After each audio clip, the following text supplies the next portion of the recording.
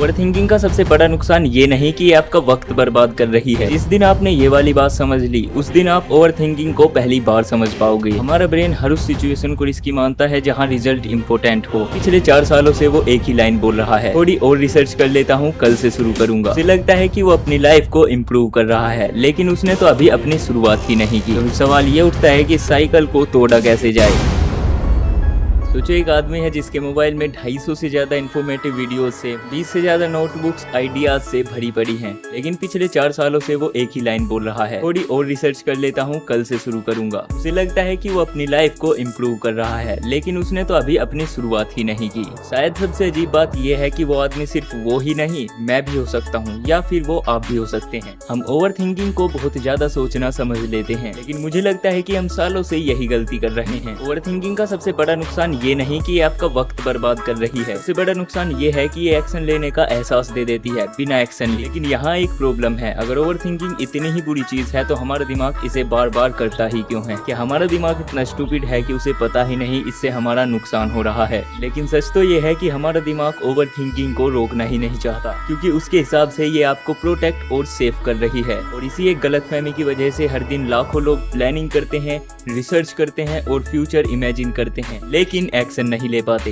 हर बार जब आप कहते हो कि कल से शुरू करूंगा, उस पल आप सिर्फ एक डिसीजन पोस्टपोन नहीं करते, आप अपने दिमाग को एक सिग्नल दे देते हो कि सोचते रहना ही प्रोग्रेस है। और धीरे धीरे ये बात इतनी नॉर्मल बन जाती है कि रिसर्च, प्लानिंग और फ्यूचर इमेजिन करना प्रोडक्टिव लगने लगता है। लेकिन यहाँ भी एक प्रॉब्लम है, इनमें से किसी भी चीज से आपकी लाइफ नहीं बदलती। लाइफ तब बदलती है जब थिंकिंग एक्शन में बदले। तो सवाल ये उठता है कि अगर ओवर थिंकिंग इतना नुकसान पहुंचाती है तो हमारा दिमाग इसे बार बार करता ही क्यों है? लेकिन इसका जवाब जानने से पहले आपको एक चीज समझनी जरूरी है। हमारा ब्रेन हर उस चीज को अवॉइड करता है जहां फेलियर, रिजेक्शन या एम्बेरसमेंट का रिस्क हो।